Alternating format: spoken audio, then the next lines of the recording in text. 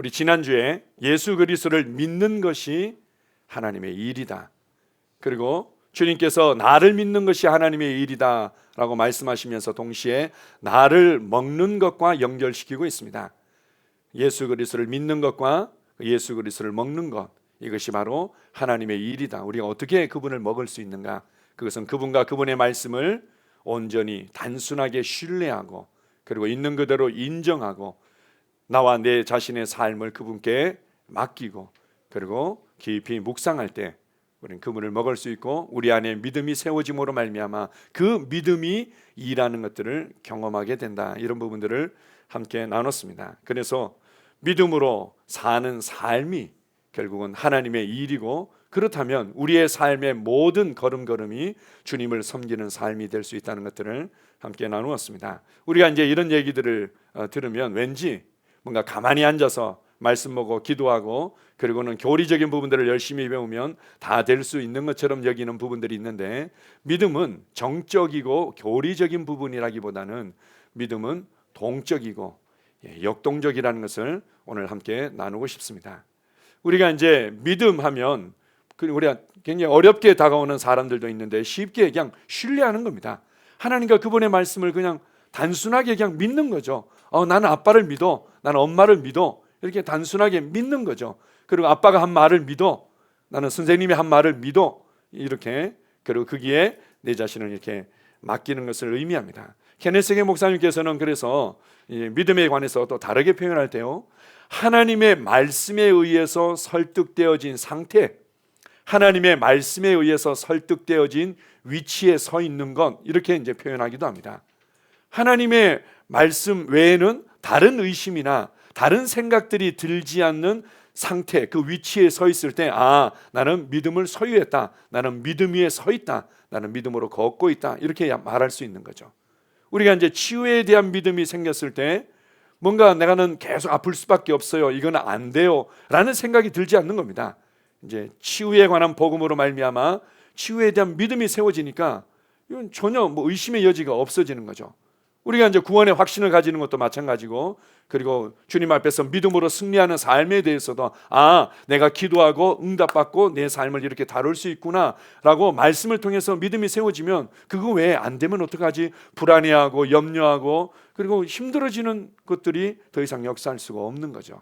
하나님의 말씀에 의해서 설득되어진 상태, 그 위치에 서 있는 것, 이것을 이제 믿었다, 나는 믿음을 가지고 있다, 이렇게 얘기합니다. 동시에 또 이제 크리스 목사님은 조금 더 내밀하고 깊이 있는 의미로 우리에게 가르쳐주고 합니다. 그것은 하나님의 말씀을 들을 때 이 하나님의 믿음이 말씀 가운데 녹아져 있는데 말씀을 들을 때 그 하나님의 믿음이 우리 안에 전이 되음으로 말미암아 우리 영 안에 반드시 반응이 있게 된다는 거죠. 말씀을 들을 때 이 말씀은 정적으로 우리 안에 그냥 차곡차곡 쌓여서 교리를 따라서 논리를 따라서 이건 하면 돼, 이건 하지 말아야 돼, 이렇게 되는 것이 아니라 말씀이 우리 안에 이렇게 들어오면 우리 영 안으로부터 꿈틀거리기 시작한다는 거죠. 꿈틀거리고 막 활동하기 시작하고 그렇게 해서 우리의 삶의 이 변화와 역동성을 만들어내는 것, 이것이 바로 믿음이다, 이렇게 말합니다. 믿음은 반응하는 것이고 믿음은 행동하는 것이고 믿음은 활력 있고 역동적으로 우리의 삶을 다루는 거죠. 우리가 이제 믿음에 관한 이런 부분들을 이해한다면 이 믿음은 관계구나. 믿음은 뭔가 내가 내 삶을 다룰 수 있는 능력임과 동시에 무엇보다도 그분을 단순하게 신뢰하고 인정하는 관계라는 거죠. 믿음이 자라간다, 나는 믿음 안에서 걷는다는 것은 하나님과의 관계가 발전해 간다는 것이고 그분을 더 많이 신뢰하게 된다는 거죠. 또한 뿐만 아니라 이 믿음이라는 것은 전인격적인 반응임을 우리가 이해할 필요가 있습니다. 믿음은 결국은 우리가 하나님 그분을 아는 지식으로부터 시작되어지는 거죠. 그래서 우리의 지적인 부분들, 그리고 말씀에 대한 어떤 신뢰로 반응하는 부분들, 그리고 내가 적극적으로 반응하며 선택하는 부분들, 이렇게 해서 우리의 생각과 감정과 의지가 전인격적으로 반응하는 겁니다. 뿐만 아니라 이것은 어떤 사람에게만 역사하고 어떤 상황에서만 역사하는 것이 아니라 누구에게나 항상 언제든지 역사하는 영적인 원리적인 부분이고, 그리고 밖으로 반드시 나타나고 변화시키고 열매를 맺는 부분이죠. 우리 페이퍼를 한번 보시면 그래서 믿음에 관해서 제가 몇 가지를 적어놨는데요. 맨 끝에 우리 진하게 정리한 부분들을 같이 한번 읽어봅시다. 믿음은 관계이며 전인격적이며 원리적이며 역동적입니다. 오늘 믿음을 소유한 자, 그리고 믿음으로 사는 자의 삶에 여러 가지 모습들이 있는데 그 중에 이제 중요한 부분들을 함께 다루고자 합니다. 첫 번째로 믿음은 반응하며 행동하는 것이다. 오늘 읽었던 본문 말씀 보게 되면 히브리서 11장 5절 6절에서 5절에 보게 되면 에녹에 대해서 나오고 있습니다. 에녹은 아주 특별한 선지자의 삶을 살았던 사람이죠.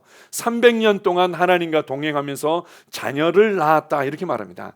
그리고 그는 죽음을 맛보지 아니하고 결국은 하늘로 올라갔던 자죠.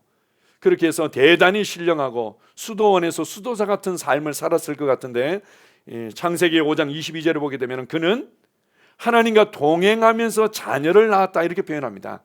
삶의 현장에서 그의 세상에서 하나님과 동행하며 믿음으로 살았다는 것을 보여주고 있습니다. 그것이 하나님을 기쁘시게 했다. 그런데 에녹이 하나님을 기쁘시게 했던 그 믿음의 내용이 무엇인지를 6절에서 가르쳐주고 있습니다. 자, 6절을 같이 읽어봅시다.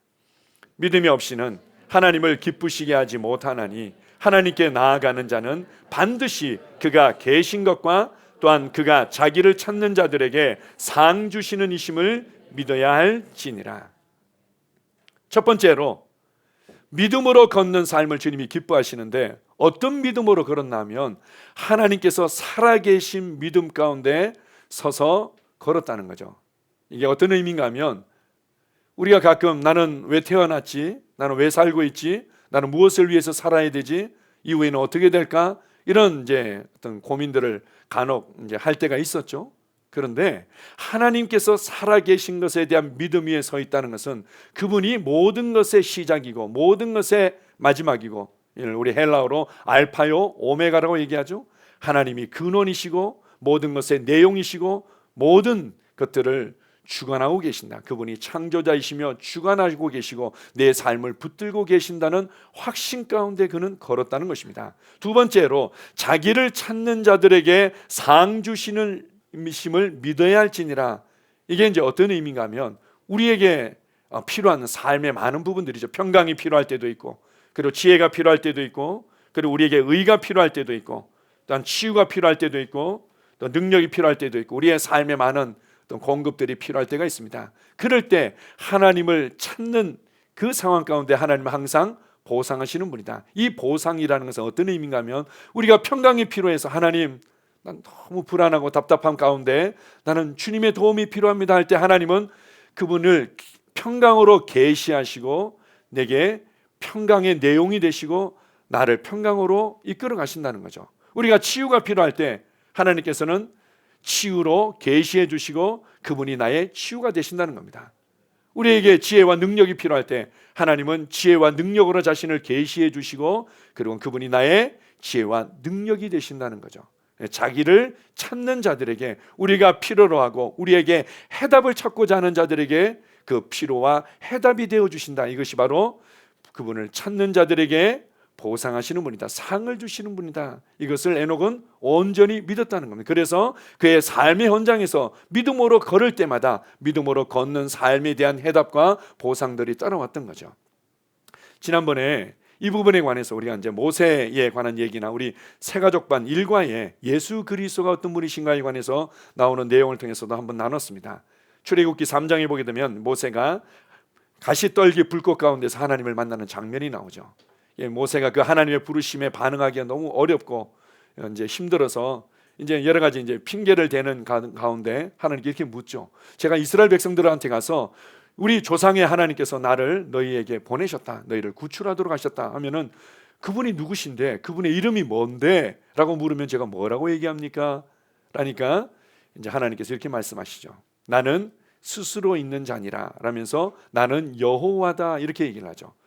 우리가 이제 그 하나님께서 자신의 이름을 계시하신 부분들을 번역을 할 때 스스로 있는 자, 그 어떠한 도움도 그 어떠한 영향도 받지 않고 모든 것의 근원이며 모든 것의 내용이라는 의미로서 그분은 스스로 있는 자라는 거죠. 우리는 스스로 있는 이 땅에 있는 것들은 그 어떤 것도 없죠. 다 그 무엇인가에 의해서 영향을 받음으로, 그 무엇인가의 도움을 받고 의지함으로 말미암아 있지, 스스로 있는 것은 하나님 외에는 없는 거죠.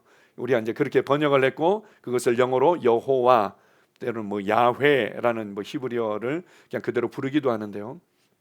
이게 원래 의미는 이런 의미입니다. 나는 뭐뭐이다, 나는 점점점이다, 이런 의미죠. 내 이름이 뭐냐고? 내 이름을 뭐라고 얘기를 하지? 그 이름에 내 자신을 제한할 수가 없는데, 나는 네가 필요로 하는, 너희들이 필요로 하는 모든 것이야, 이런 의미로서 너희에게 평강이 필요해? 그러면 내 이름이 뭐냐고? 나는 평강이야. 이게 바로 이제 여호와 샬롬이라고도 또 계시를 두시죠. 너희에게 승리가 필요하니? 그래? 그 하나님의 이름이 뭐냐고? 그 승리가 필요한데 그 하나님께 기도하고 싶어요. 그러면 내가 바로 승리야. 그래서 또 모세와 여호수아에게 여호와 니시 뭐 이렇게 자신을 계시해 주시기도 하셨던 거죠. 하나님은 우리가 필요하고 우리가 찾는 모든 것의 해답이라는 것을 믿었다는 거죠. 에녹의 믿음의 내용이 바로 그것이었습니다. 그 믿음이 그의 삶을 다루었고 변화시켰고, 그의 믿음이 하나님을 기쁘시게 한 거죠. 우리는 하나님을 어떻게 기쁘시게 할까요? 믿음으로 걷는 게 대체 뭘까요? 구체적인 내용이 이런 겁니다. 이게 이제 신약에 와서는 하나님께서 우리의 모든 것이 되시고 우리의 해답이 되시며 우리의 필요의 모든 내용이 되십니다 라는 부분들을 예수라는 이름을 통해서 계시해 주셨죠. 예수가 바로 여호와 샬롬이고, 예수가 바로 여호와 찌드게누고, 예수가 바로 여호와 로이고, 예수가 바로 여호와 샴마고, 예수가 바로 여호와 니시고, 예수가 바로 여호와 라파인 거죠. 그래서 우리가 그 예수님이 내게 어떤 분이신지, 우리가 이제 지난 시간에 예수 그리스도가 나의 모든 것 되신다는 것을 믿는 믿음으로 걸을 때 하나님은 반드시 우리의 믿음 그대로 나타내 주시고 믿음 그대로 우리의 삶에 역사하신다. 이게 이제 보상하신다, 이런 의미죠. 이 믿음이 우리의 삶을 견고하게 만들고 승리케 만드는 것입니다. 자, 우리 야고보서 2장 18절을 같이 한번 읽어보겠습니다. 어떤 사람은 말하기를 너는 믿음이 있고 나는 행함이 있으니 행함이 없는 내 믿음을 내게 보이라.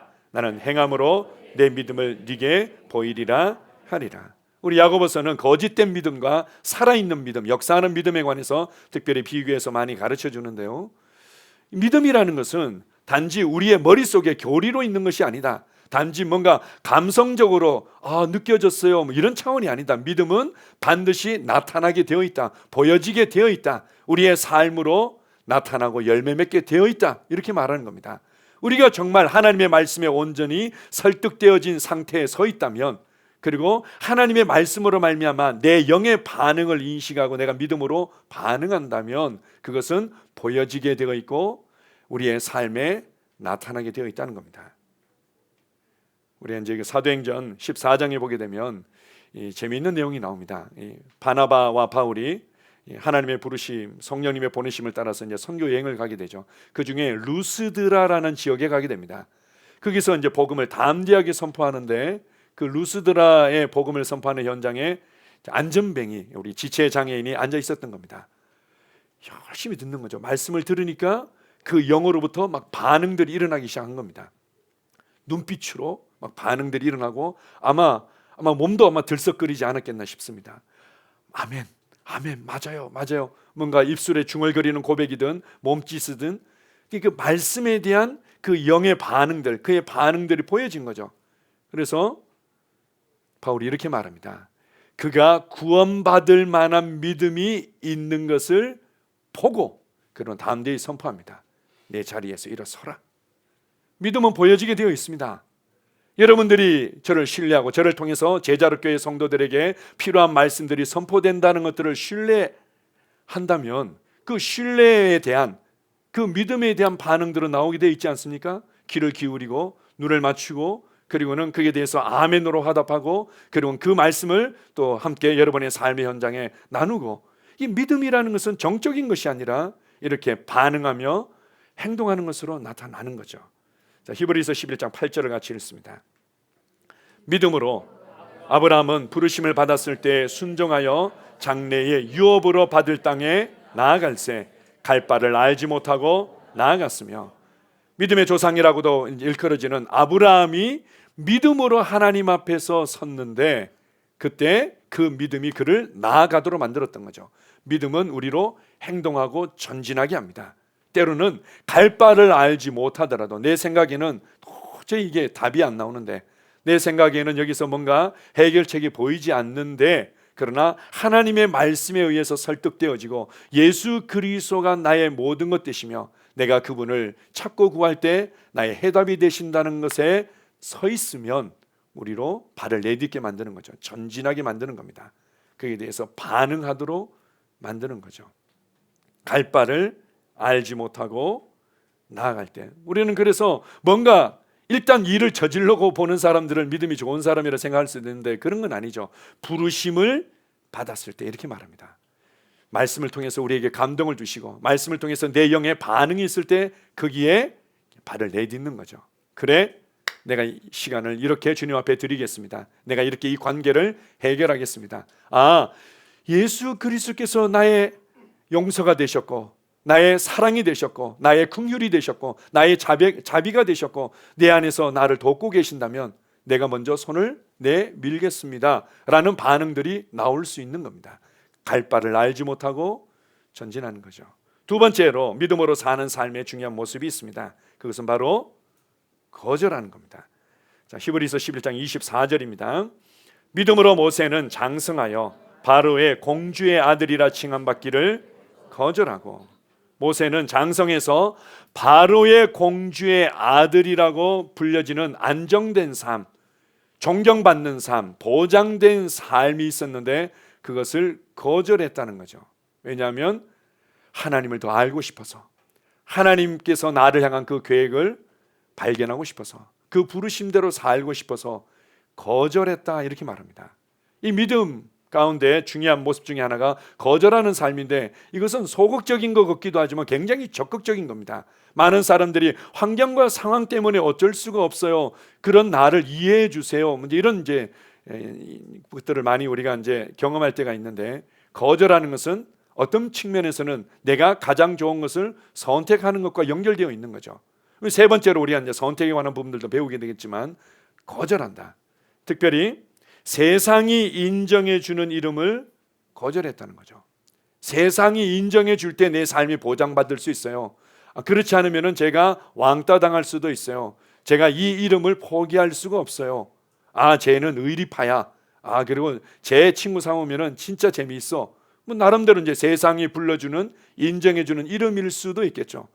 저 사람은 사업을 굉장히 잘해. 저 사람은 이 부분에 있어 철저해. 그래서 반드시 이게 일요일이 되든 토요일이 되든 무슨 일이 되든 그 사람은 반드시 지켜. 이러한 어떤 나름대로 세상 사람들이 인정해주는 것을 지키기 위해서 때로는 우리가 포기할 수 있는 부분들이 있는데, 그러나 믿음으로 나는 가장 좋은 것을 위해서 거절한다. 믿음은 거절하는 모습으로 나타납니다. 또 한편으로는 우리가 보여지는 어떤 행동이나 삶의 모습 때문에 연약함으로 나타날 수도 있겠죠. 그 사람은 늘 아픈 사람이야. 그 사람은 짜증이 많은 사람이야. 그 사람은 항상 비판하고 판단하는 사람이야. 우리가 영적인 성장 과정 가운데서 그런 이름들이 우리에게 딱지처럼 붙여질 수도 있습니다. 그럴 때 어떻게 합니까? 아니, 그게 내가 아닌데, 나는 그런 사람이 아닌데 라고 거절하는 거죠. 나는 아프기를 거절합니다. 나는 그렇게 화가 많은 사람이라고 불려지기를 거절합니다. 나는 연약하기를 거절합니다. 나는 항상 그렇게 끌려다니는 것들을 거절합니다. 우리는 믿음은 우리로 거절하게 만드는 거죠. 빌립보서 3장 5절 7절 8절을 같이 읽습니다. 나는 8일 만에 할례를 받고 이스라엘 족속이요 베냐민 지파요 히브리인 중에 히브리인이요 율법으로는 바리새인이요 그러나 무엇이든지 내게 유익하던 것을 내가 그리스도를 위하여 다 해로 여길 뿐더러 또한 모든 것을 해로 여김은 내 주 그리스도 예수를 아는 지식이 가장 고상하기 때문이라. 이스라엘 족속이다. 선택받은 하나님의 민족의 난 한 사람일 뿐만 아니라 나는 베냐민 지파다. 베냐민 지파가 왜 그렇게 좋은 타이틀이었냐면, 이스라엘 백성들이 결국은 나라가 두 쪽으로 나눠지지 않습니까? 북쪽 유다와 북쪽 이스라엘과 남쪽 유다로 나눠지는데 10개 지파가 북쪽 이스라엘에 가담하게 되고, 그들이 결국은 우상 숭배하는 변질되고 타락한 신앙과 삶으로 떨어지게 되죠. 이 남쪽 유다는 그래도 하나님을 경외하며 섬기는 삶을 끝까지 유지하고자 몸부림쳤던 나라였습니다. 그게 유다 지파와 베냐민 지파가 함께했던 겁니다. 그런 면에서 우리나라 어떤 그 장로교 교단의 어떤 그림으로 하자면 우리는 끝까지 일제 시대 때 신사 참배에 가담하지 않은 교단이야. 일면 이제 고신교단, 고려 신학교를 중심으로 하는 그래서 그 대단한 프라이드를 이제 가지고 계신 이제 분들이 있는데 베냐민 지파요 바리새인 중에 바리새인요 이제 그런 의미들을 가지고 있는 거죠. 그것이 내게 유익했다는 겁니다. 내게 유익했다. 내가 가지고 있는 그리고 내 스스로 귀하게 여기는 거, 다른 사람들이 인정해주고 내 삶을 보장해 줄 수 있는 여러 가지 타이틀과 어떤 불려지는 이름들이 있을 수 있는데 그것이 내게 유익했다는 거죠. 그런데 내 주 그리스도 예수를 아는 지식을 더욱더 알아가고 자라가는 부분에 방해가 된다면 설사 그것이 내게 어느 정도 유익했다 하더라도 나는 그것을 해로 여기면서 버릴 것이다. 그 뒷절에 보게 되면요, 내가 배설물처럼 여긴다 이렇게 말합니다. 똥으로 여기고 더럽게 여긴다는 거죠.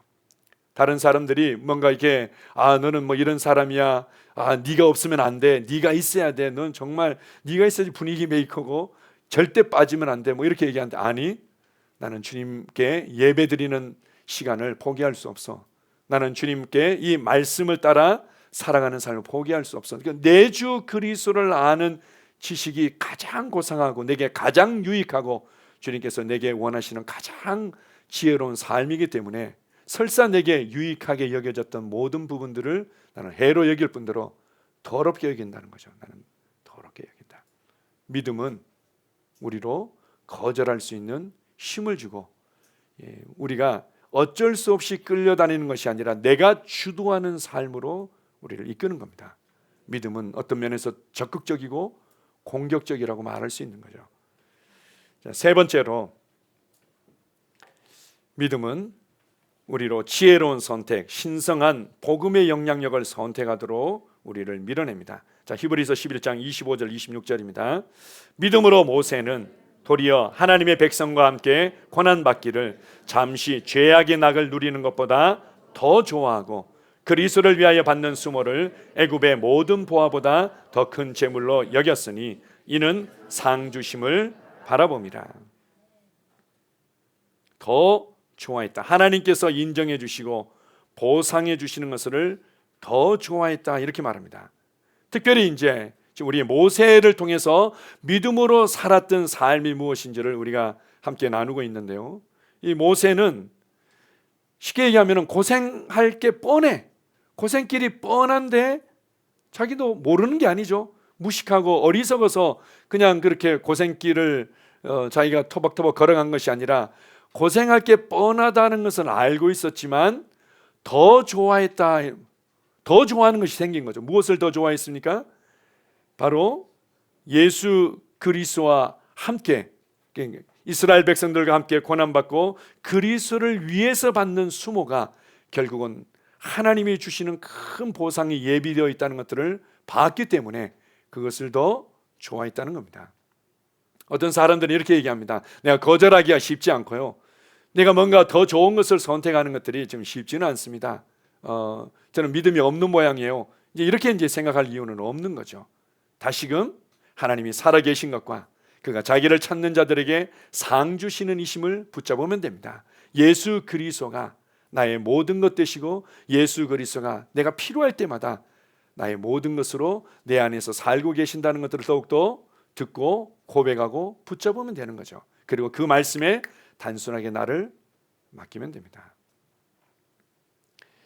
우리 제자로교회 성도님 중에 한 분이 계신데요, 삶 가운데 우리가 봤을 때 이런 경우들이 있었습니다. 이 자녀가 남편께서 먼저 하나님 나라로 하늘나라로 가시고 난 이후에 아들이 봤을 때, 중학교 3학년 애가 봤을 때 엄마가 너무 불안하고 너무 고통스럽게 보이는 거죠. 그러니까 애가 할 수 있는 말이라고는 그 고백밖에 없는 겁니다.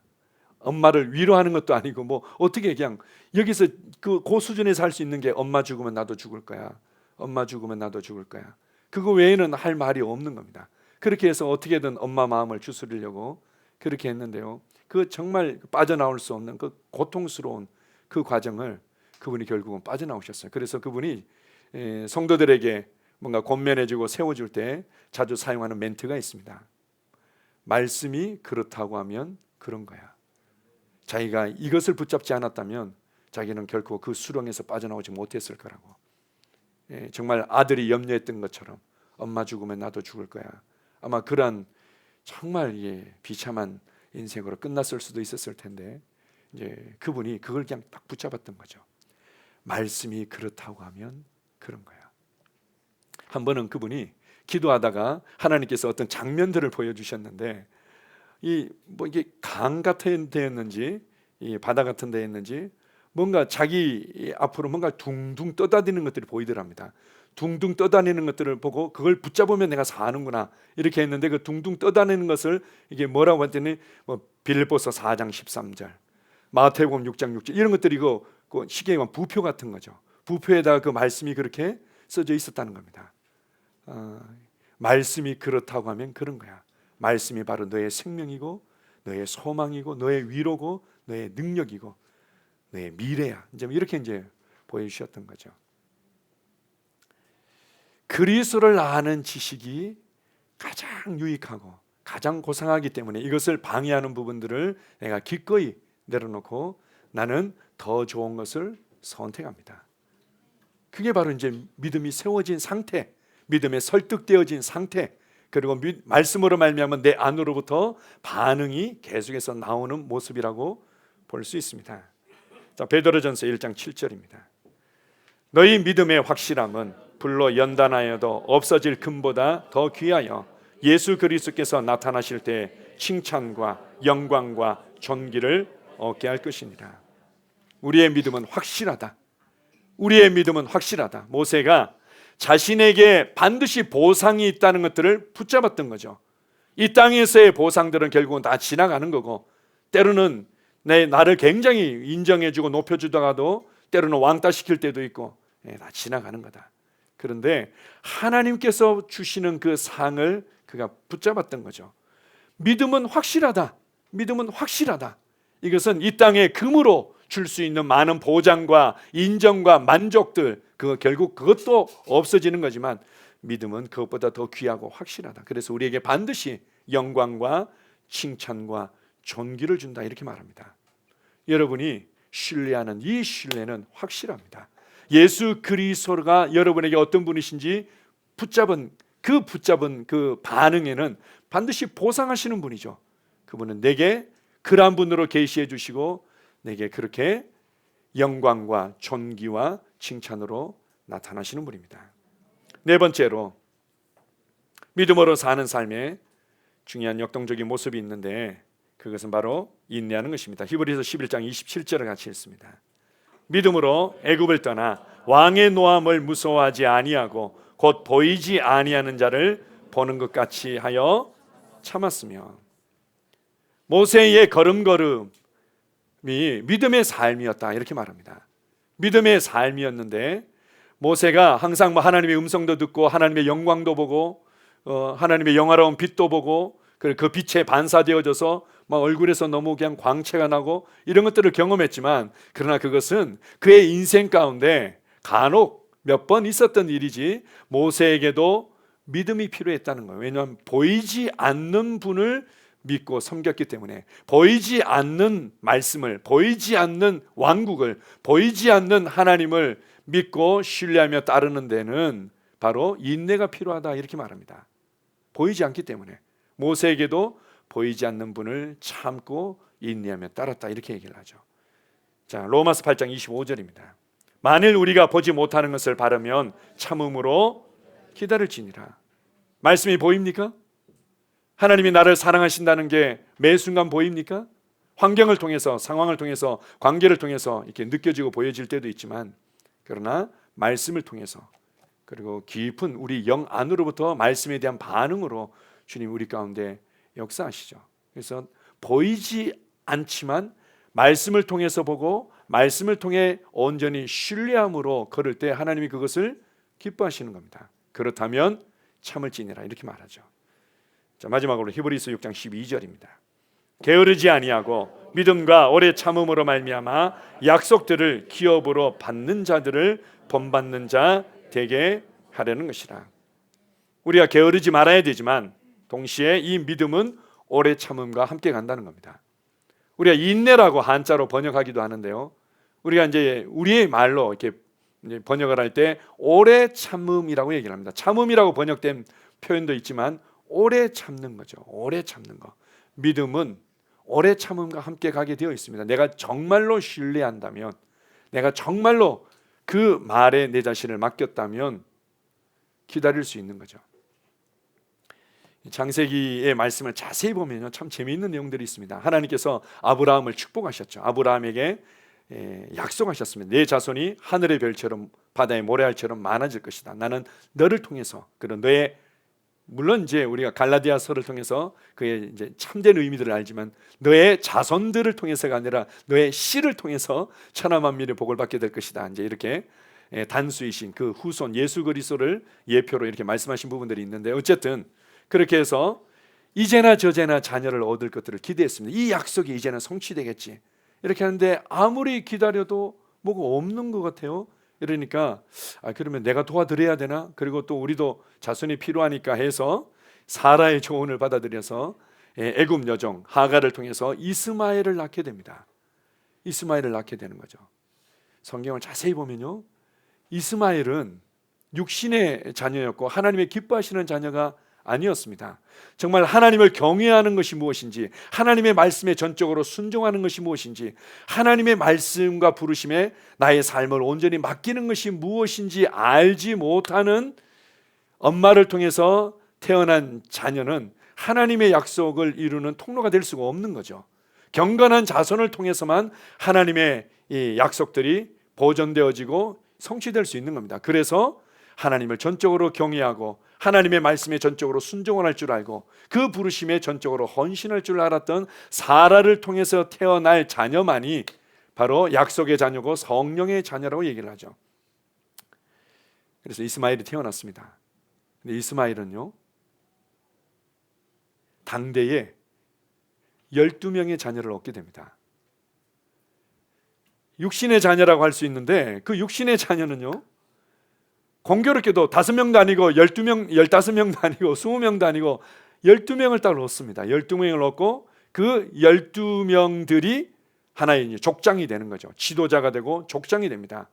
그러니까 이미 이스마엘 생존에 우리가 봤을 때는 굉장히 축복되고 많은 열매들이 풍성하게 나타났던 겁니다. 그런데 그렇게 약속의 자녀요, 성령의 자녀라고 할 수 있는 이삭을 통해서는 기껏 이제 두 사람을 얻게 되죠. 에서와 야곱을 얻게 됩니다. 그것도 또 육신적으로 반응했던 에서는 하나님과 함께 할 수는 없었던 거고, 야곱을 통해서 이제 드디어 12명을 얻게 되는데 이 12명이 다 족장이 되고 지도자가 되지는 못했습니다. 기껏해야 애들 몇 명 해가지고는 애굽으로 내려갈 때 한 70여 명 정도가 전부였습니다. 그런데 그들이 믿음으로 걸을 때 이스마엘의 그 족속들을 뛰어넘는 어마어마한 큰 나라를 이루게 된 것을 보여주고 있습니다. 우리가 가끔 이렇게 생각하죠. 아니 그 사람 믿음도 별로 없는데, 아니 그리고 신앙생활도 제대로 안 하는데, 그리고 이런 식으로 살아가는데 어떻게 그렇게 하는 일마다 잘 되는지 모르겠어요. 어떻게 그렇게 뭐 좋은 일들이 벌어지는지 모르겠어요. 그럼 이삭은요? 이삭은 성령의 자녀예요. 약속의 자녀라고 하는데, 아니 어떻게 기껏해야 이스마엘은 12명을 벌써 낳았는데 2명 간신히 낳아가지고 그것도 노년에 이렇게 고생하는지 모르겠어요. 뭐 이렇게 할 수도 있겠죠. 아닙니다. 믿음은 반드시 역사하게 되어 있습니다. 씨 뿌리는 자의 비유를 통해서 주님이 말씀하시죠. 자고 깨고 하는 사이에 이 씨에는 반드시 생명이 있기 때문에 계속해서 자라고 있다. 계속해서 자라고 있다. 믿음은 반드시 역사합니다. 믿음은 반드시 여러분의 삶을 역동적으로 변화시키게 되어 있습니다. 말씀을 들을 때, 말씀을 묵상할 때 그 믿음 위에 견고히 서고 여러분 영 안에서 일어나는 반응에 아멘하며 반응해 보십시오. 믿음이 여러분의 삶을 놀랍게 전진시키게 될 줄 믿습니다. 아멘. 하나님 아버지 감사합니다. 나는 주님을 신뢰합니다. 나는 주님의 말씀만을 인정하며 신뢰합니다. 주님의 말씀에 나의 모든 것들을 맡깁니다. 그리고 예수 그리스도를 통해서 이루신 그 놀라운 구원의 은혜와 하나님의 사랑을 신뢰하며 묵상합니다. 그러기에 나는 결코 요동하지 않는 견고한 믿음 가운데 서며 그 믿음으로 사는 삶을 계속해서 살아갈 것입니다. 믿음으로 사는 삶은 결코 교리적이고 결코 우리의 몇 가지 선택에 관계된 부분이 아니라 주님 우리를 반응하게 만들며 우리를 행동하게 만들며 우리의 삶에 거절할 것들을 거절하며 가장 좋은 것을 선택하게 만들고 우리로 항상 그 자리에서 인내하도록 만드는 줄 믿습니다. 아버지 하나님, 내가 믿음으로 걸을 때마다 보이지 않는 분을 보는 것 같이 인내하며 걸을 때마다 하나님이 기뻐하시며 결국 우리 앞에 영광과 존귀와 칭찬으로 예비하고 계심을 인하여 감사합니다. 나는 그것을 믿습니다. 하나님을 찾는 자들에게 반드시 상 주시는 이심을 나는 믿습니다. 나는 이 믿음으로 하나님을 기쁘시게 하며 이 믿음으로 내 삶을 다루며 이 믿음으로 영혼을 구원하며 복음을 전하는 통로로 살아갈 것입니다. 주님 은혜를 감사합니다. 예수님 이름으로 기도합니다. 아멘.